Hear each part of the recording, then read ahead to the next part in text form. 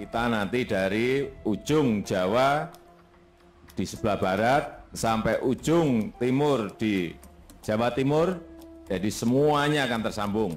Dilanjutkan yang Sumatera dari yang timur menuju juga ke Aceh ke sebelah barat. Keren, jalan tol pertama yang dibangun di atas laut dan terpanjang di Indonesia akan selesai 2022. Tol laut terpanjang di Indonesia sedang dibangun di Laut Jawa, utara kota Semarang dan Demak. Setelah 3 tahun, proyek ini membuka 2.700 lapangan pekerjaan langsung atau padat karya dan 6 ribuan lapangan kerja tidak langsung, dan ditargetkan selesai pada tahun 2022. Tol sepanjang 27 km ini merupakan jalan tol pertama di Indonesia yang terintegrasi dengan tanggul laut dan menggunakan sistem polder, yaitu dengan adanya 2 buah kolam retensi atau kolam retensi Terboyo dan Sri Wulan. Tol Semarang-Demak jauh lebih panjang dibandingkan tol Bali yang juga lewat laut, dan pembangunannya lebih rumit karena sekaligus menjadi bendungan alias tanggul raksasa untuk menanggulangi banjir rob di Semarang Kota dan Demak. Dilansir dari Kompas.com, konstruksi pembangunan jalan tol Semarang-Demak memakai bahan bambu. Saat ini, Balai Badan dan Struktur Bangunan Gedung, Direktorat Bina Teknik Permukiman dan Perumahan, Direktorat Jenderal Cipta Karya melaksanakan pengujian untuk mengukur kelayakan bahan bambu. Proyek ini dijalankan oleh Balai Besar Pelaksanaan Jalan Nasional atau BBPJN Jawa Tengah di Yogyakarta, Direktorat Jenderal Bina Marga Kementerian PUPR. Sedangkan kegiatannya diprakarsai oleh PT Pembangunan Perumahan Semarang Demak atau PPSD, selaku badan usaha jalan tol yang nantinya akan mengelola operasional dari jalan tol Semarang Demak dan didukung oleh PT LAPI ITB, selaku perencana rincian teknik akhir jalan tol Semarang Demak Seksi 1. Pengujian mengukur kelayakan bahan bambu dilaksanakan sebagai suatu sistem matras guna meningkatkan daya dukung tanah dasar di lokasi konstruksi jalan tol Semarang-Demak. Kepala Balai Bahan dan Struktur Bangunan Gedung, Ferry Eka Putra, dalam keterangan tertulisnya pada Jumat 24 September 2021 menjelaskan bahwa pengujian dilakukan untuk mempersiapkan bahan bambu yang akan digunakan sebagai konstruksi matras sebagai upaya mempercepat waktu konsolidasi pada tanah di lokasi konstruksi jalan tol Semarang-Demak. Perbaikan kondisi tanah atau soil improvement melalui konstruksi matras bambu dilakukan karena konstruksi tanggul laut yang terintegrasi dengan jalan tol ini akan dibangun di atas tanah dengan klasifikasi very soft soil. Pengujian yang dilakukan terdiri dari 2 jenis, yaitu uji tarik sistem matras bambu dan uji lentur sistem matras bambu, dengan tujuan untuk mengetahui perilaku dari bambu yang dirangkai menjadi kesatuan sebagai matras jika mengalami gaya tarik dengan arah horizontal serta gaya tekan pada arah tegak lurus. Pengujian juga dilakukan sebagai bagian dari kegiatan full-scale trial embankment. Pengujian tarik sistem matras bambu dan uji lentur sistem matras bambu baru pertama kali dilakukan dan diharapkan dapat memberikan terobosan dalam solusi perkuatan tanah lunak yang murah dan tepat guna.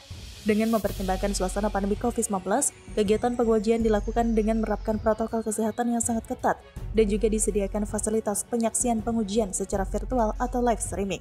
Pembangunan jalan tol Semarang-Demak terintegrasi dengan tanggul laut, di mana struktur timbunan di atas laut direncanakan diperkuat oleh matras bambu setebal 17 lapis.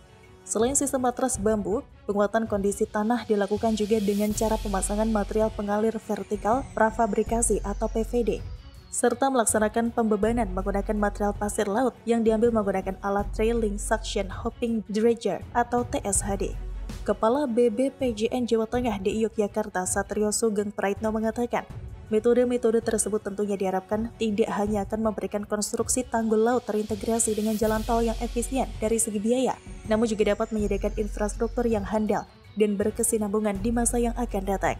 Tanggul laut terintegrasi dengan jalan tol ini merupakan konstruksi yang baru pertama kali dilaksanakan di Indonesia, sehingga hal ini pastinya akan menjadi tantangan tersendiri bagi Kementerian PUPR dalam pelaksanaannya. Tantangan berat lainnya adalah pada proses pengadaan tanah yang masih terbentur pada pelaksanaan penentuan tanah musnah dan regulasi atau payung hukum yang belum terbit terkait penanganan dampak sosial atas tanah musnah dalam rangka pembangunan untuk kepentingan umum.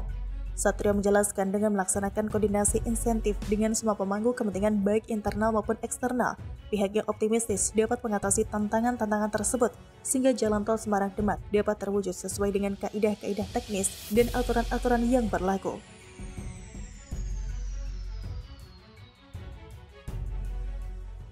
Industri ini sangat strategis. Oleh sebab itu, saya memberikan perhatian besar pada industri baja ini. Produk yang dihasilkan sangat dibutuhkan dan dimanfaatkan oleh industri-industri lain. Momen langka Presiden Jokowi jadi sopir Menteri Luhut, Menteri Erik dan Puan Maharani di peresmian pabrik baja PT Krakatau Steel. Pada Selasa 21 September 2021, Presiden Joko Widodo telah meresmikan pabrik industri baja lembaran atau hot strip mill senilai 7,5 triliun rupiah milik PT Krakatau Steel Persero Tbk di kota Cilegon, Banten. Pabrik ini diklaim sebagai pabrik dengan teknologi modern terbaru kedua di dunia setelah pabrik yang dibangun di Amerika Serikat. Melalui pangkalan TNI Angkatan Udara Atang Senjaya, Kabupaten Bogor, Kepala Negara bersama rombongan lepas landas menuju kota Cilegon dengan menggunakan helikopter Super Puma TNI Angkatan Udara. Dilansir dari detik.com, setibanya di lokasi, Presiden Jokowi langsung mendengarkan paparan terkait pabrik baja dan pembubuhan tanda tangan di salah satu bagian dalam pabrik. Kemudian, Presiden Jokowi beserta sejumlah pejabat berkeliling ke beberapa titik pabrik dan dilanjutkan menuju lokasi acara peresmian pabrik industri baja lembaran atau hot strip mill milik PT Krakatau Steel tersebut. Pada acara peresmian tersebut ada momen menarik saat Presiden Jokowi berkeliling pabrik didampingi Menteri BUMN Erick Thohir, Menteri Koordinator Bidang Kemaritiman dan Investasi Menko Marves Luhut Binsar Panjaitan, hingga Ketua DPR RI Puan Maharani. Momen tersebut menarik ketika Presiden dan rombongan hendak berpindah dari satu gedung ke lokasi peresmian di kawasan pabrik. Dari tayangan YouTube Sekretariat Presiden, nampak Jokowi mengemudikan sendiri mobil buggy golf. Uniknya, Presiden Jokowi menjadi sopir dari 3 pejabat tinggi tersebut. Puan Maharani terlihat duduk di samping Jokowi, sedangkan Luhut dan Erick Thohir di kursi belakang penumpang. Sedangkan di belakang rombongan Presiden, nampak iring-iringan mobil buggy lainnya yang juga menuju ke lokasi peresmian pabrik. Adapun dalam acara peresmian, Jokowi menyampaikan harapannya agar kebutuhan baja di dalam negeri terpenuhi dengan beroperasinya pabrik tersebut. Pada pidatonya, Presiden Jokowi mengungkapkan bahwa ia berharap tidak akan ada lagi impor-impor yang dilakukan lagi. Dan dengan adanya pabrik industri baja lembaran atau hot strip mill ini dapat menekan angka impor baja negara yang sampai kini berada pada peringkat kedua komoditas impor Indonesia. Lebih lanjut, Presiden Jokowi menitip pesan kepada Krakatau Steel agar produksi baja tidak hanya meningkat secara kuantitas, namun juga secara kualitas, sehingga tidak kalah dengan baja hasil produksi negara lainnya. Ia ingin baja lokal bisa bersaing di pasar regional hingga global. Direktur Utama Krakatau Steel, Silmi Karim, menyanggupi berbagai permintaan dari Presiden Jokowi, khususnya target produksi 10 juta ton per tahun. Untuk mencapai target tersebut, rencananya perusahaan akan menambah investasi melalui kerjasama dengan Korea Selatan senilai 700 juta dolar Amerika Serikat untuk produksi turunan HRJ. Silmi mengungkapkan rencana ini akan dilanjutkan dengan investasi sebesar 3 miliar dolar Amerika Serikat untuk menambah produksi baja di hulu. Ia juga yakin kehadiran pabrik yang akan menghasilkan HRC dengan ketebalan cuma 1,4 mm ini akan bisa mengisi pangsa pasar otomotif yang membutuhkan kualitas baja terbaik. Mantan Gubernur DKI Jakarta itu juga menekankan bahwa transformasi badan usaha milik negara atau BUMN harus terus berjalan meskipun di tengah pandemi COVID-19 yang melanda saat ini. Dikutip dari setkap.go.id pada Selasa 21 September 2021, Presiden Jokowi mengatakan transformasi BUMN menjadi keharusan agar BUMN menjadi kelas dunia yang semakin profesional dan yang semakin kompetitif. Presiden juga menegaskan akan memberikan pelayanan yang lebih baik kepada masyarakat dan membuka banyak lapangan pekerjaan di negara ini, serta berkontribusi lebih besar pada pendapatan negara. Ia juga menyampaikan bahwa dirinya juga memberikan perhatian besar terhadap transformasi dan restrukturisasi yang dilakukan PT Krakatau Steel Persero Tbk.